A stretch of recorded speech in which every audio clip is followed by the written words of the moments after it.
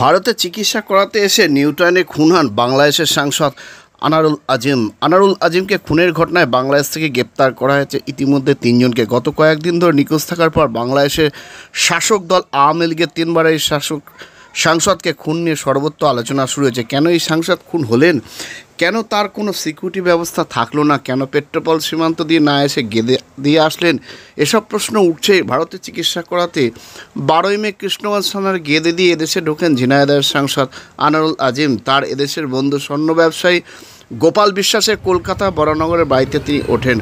গোপাল বিশ্বাসের আসল বাড়ি আছে নদিয়ার গেদের মাঠপাড়াতে। পরে গোপাল বিশ্বাসের আরও একটি বাড়ি হয় মাঝদিয়াতে।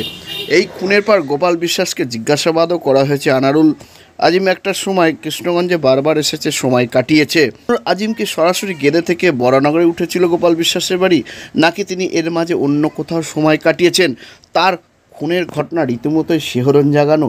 তার মতো দীর্ঘদিনের একজন রাজনীতিবিদ নিউটাউন ফ্ল্যাটে উঠে চলে গেল, আর তার আধ ঘন্টা পর খুন হয়ে গেল। গোটা বিষয়টি কেমন চাঞ্চল্যকর, আর তা নিয়েই তদন্ত শুরু করেছে পুলিশ। আমরা এই নিয়ে পুলিশ গোপাল বিশ্বাসের বরানগর এলাকার ফ্ল্যাটের বাসিন্দা, তার মাঝদিয়ার বাড়ি এলাকার পঞ্চায়েতের সদস্য, জেলা পরিষদের কর্মাধ্যক্ষের বক্তব্য শোনাবো।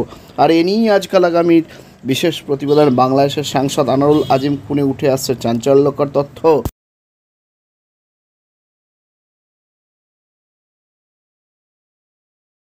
হাত বাড়ালি অ্যাপেলো রোগে চেন্নাইয়ের নামী চিকিৎসকরা বসছেন কৃষ্ণনগরের পাত্রবাজারের অ্যাপেলো ইনফরমেশন সেন্টারে। স্বল্প ভিজিটে পাওয়া যাচ্ছে দেশের বিখ্যাত চিকিৎসকদের কাছ থেকে চিকিৎসার সুযোগ। জটিল রোগের চিকিৎসার জন্য সত্বর চলে আসুন পাত্রবাজারের অ্যাপেলো ইনফরমেশন সেন্টারে। এখানে রয়েছে চিকিৎসার সমস্ত অত্যাধুনিক পরিষেবা। তাই যোগাযোগ করুন 8001129623। বাংলাদেশের এমপি মিস্টার আনিরুল আজিম আনার এখানে এসেছিলেন পার্সোনাল ভিজিটে। তারপরে থেকে উনি মিসিং হয়ে যান। 18 তারিখে আমাদের ব্যারাকপুর পুলিশ কমিশনারেটে তাতে মিসিং ডায়েরি করে ওনার একজন জানাশোনা লোক মিস্টার গোপাল বিশ্বাস, তার ভিত্তিতে আমরা ইনকোয়ারি করতে শুরু করি। প্রথমে ব্যারাকপুর পুলিশ কমিশনারেট থেকে একটা এসআইটি হোক ওর জন্য ওনার যে মিসিং ছিলেন। তারপরে ওই এসআইটি চেষ্টা করে ওনাকে ট্রেস করার, আর ওই করে 20 তারিখে আমরা থ্রু নিয়ে মিনিস্ট্রি অফ এক্সটার্নাল অ্যাফেয়ার্স একটা রিকুইজিশন পাই সেই কেসটাকে দেখার জন্য এখানে ওয়েস্ট বেঙ্গল গভর্নমেন্ট। তারপরে থেকে আমরা 22 তারিখে একটা ইনপুট পাই কি হয়তো ওনার মার্ডার করে দেওয়া হয়েছে। তারপরে আমাদের পুলিশ এই ফ্ল্যাটটা লোকেট করেছে যেখানে উনি লাস্ট ভিজিবল ছিলেন, দেখা হয়েছিল। আর তারপরে থেকে কেস আমরা রেজিস্টার করছি আর কেসের তদন্ত সিআইডি নিচ্ছে। তদন্তটা স্টার্ট করে এতটা ইনফরমেশন সো ফার রিসিভড।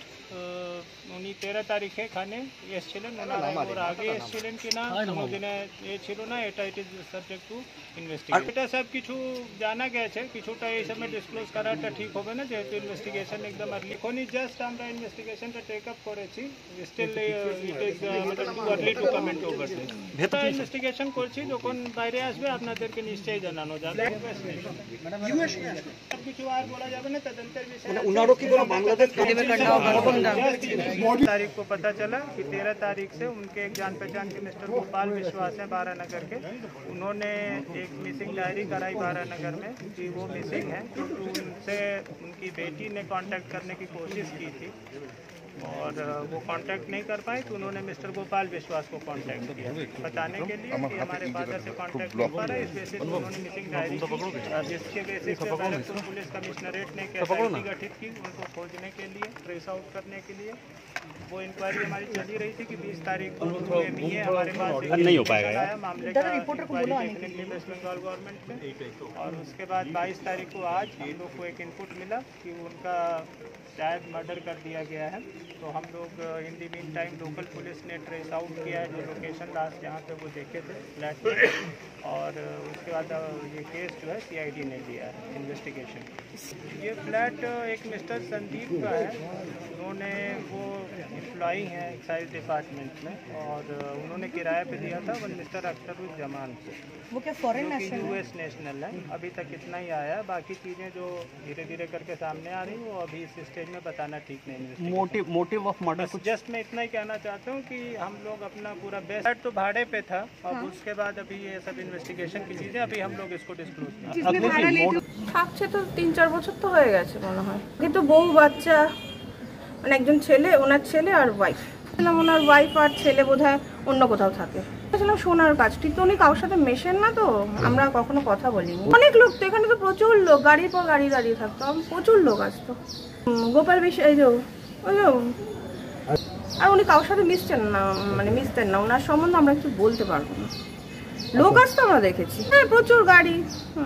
অনেক দিনই আমি ছোট থেকে দেখছি, ছোট থেকে তো গেদেই বাড়ি, তারপরে এখানে বাড়ি করেছেন উনি। আচ্ছা, না উনি তো এখানে আসেন, যথেষ্ট ভদ্রলোক, কোনো সাথে পাশে থাকেন না, উনি পরিচিত।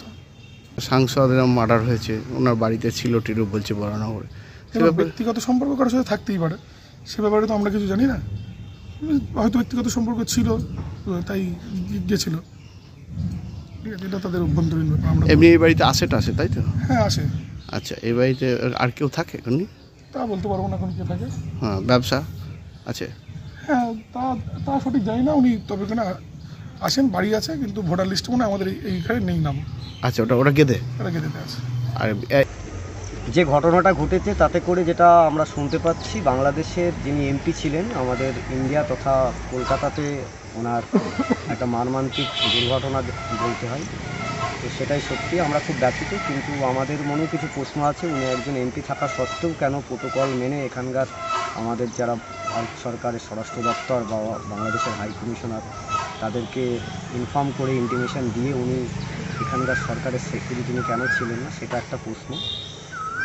আর আপনি যেটা বলছেন, গোপাল বিশ্বাস যে ব্যক্তির নাম, উনি দীর্ঘদিন আগে গেটেই থাকতেন, প্রায় 20 থেকে 25 বছর আগে এখান থেকে উনি অন্যত্র বসবাস করে। এখানে যে কদিন ছিলেন উনি একজন সৎ মানুষ এবং অত্যন্ত মেধাবী ছাত্র, কমার্স গ্র্যাজুয়েট। ওনার বাবার যে ব্যবসা, পাটের ব্যবসা উনি করতেন, এবং আমরা শুনি এখন উনি কলকাতার দিকে থাকেন। ওনার নামে কোনোদিন কোনো খারাপ কিছু শুনিনি, এবং উনি এইসব ব্যাপারে কোনোরকমভাবে যুক্ত আছেন বা কোনো রকম অনিয়ম দুর্নীতির সঙ্গে যুক্ত আছেন বলে আমরা সেটা জানিও না, এবং বিশ্বাসও হয় না উনি এইগুলোর সঙ্গে যুক্ত থাকতে পারেন বলে। আগামী দিনে পুলিশ প্রশাসন তার যথাযথ তদন্ত করবে, এবং নিশ্চয়ই এমপির পরিবারকে একটা ন্যায্য বিচার পাইয়ে দেবে। এই অকাল মৃত্যুর, এই মার্ডারের পিছনে কারা দায়ী এবং কিসের জন্য, সমস্ত সত্য উদ্ঘাটন হবে। প্রশাসনের কাছেও আমাদের পক্ষ থেকে অনুরোধ থাকবে, যেহেতু উনি বাংলাদেশের নাগরিক, এখানে এসেছিলেন আমাদের অতিথি, আমরা চাইব ওনার পরিবার ন্যায্য বিচার পাক। দুই দেশের মধ্যে